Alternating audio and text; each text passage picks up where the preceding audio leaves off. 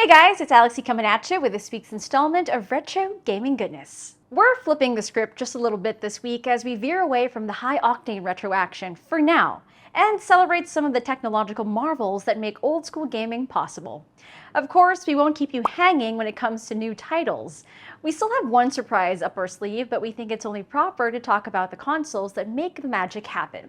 So buckle up as we travel back a few decades. But before that, make sure to like and subscribe so you'll always be up to date with the latest retro news. Click that bell icon so you'll know exactly when our news goes live. Let's go!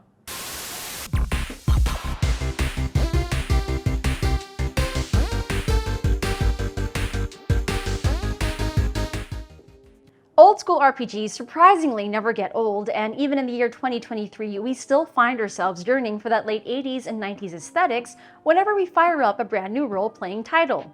If you're a fan of classics like the Wizardry series or Eye of the Beholder, then the peeps over at MegaVision Software have your number.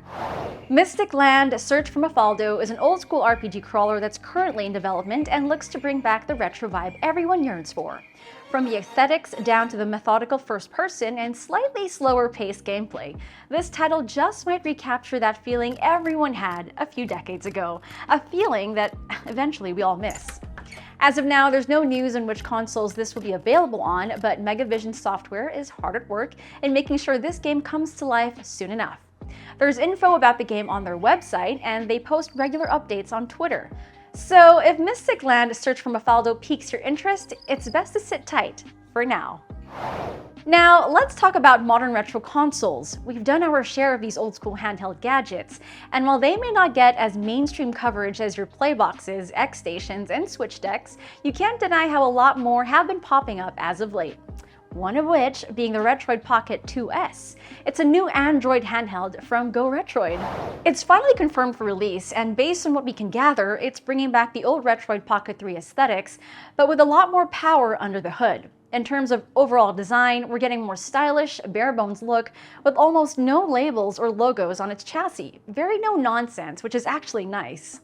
Aside from a few buttons repositioned and maybe a slightly larger screen, there's not much to go around, given we only got a short teaser. Still, since we're talking about GoRetroid, we're definitely going to get a more badass chipset and GPU. I mean, it's only logical. Fingers crossed. No specific release date as of yet, but we'll keep our eyes peeled for any news on the Retroid Pocket 2S, so make sure to stick around. Lastly, we celebrate one of the most momentous occasions in the history of retro gaming, or even gaming in general. It's something bigger than you and me, and we'd be remiss if we didn't, at the very least, mention it. We're talking about the granddaddy of old school, the NES brother from Japan. The Nintendo Famicom just turned 40 this year. And yes, in a day and age where a few modern AAA titles are already considered retro, we pay homage to one of the greats who brought home console gaming into the mainstream.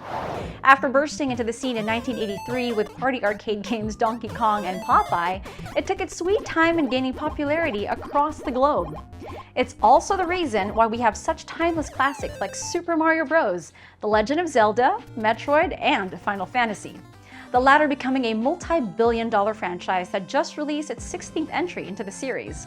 It's amazing just how gaming has come a long way.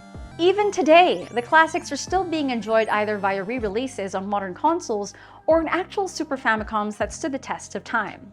There is a reason why they're classics, and they'll continue to be just as fun as they were back in the early 80s. So let's tip our hats to the Super Famicom for 40 years of hard work and dedication. You walked so the Nintendo Switch can run. And there you have it, another week of sweet retro gaming goodness. If you have suggestions for any news to cover, or if we missed anything, let us know down below. As always, don't forget to like the video so YouTube's algorithm shows us some love. Again, I'm Alexi, and I'll catch you all again next time.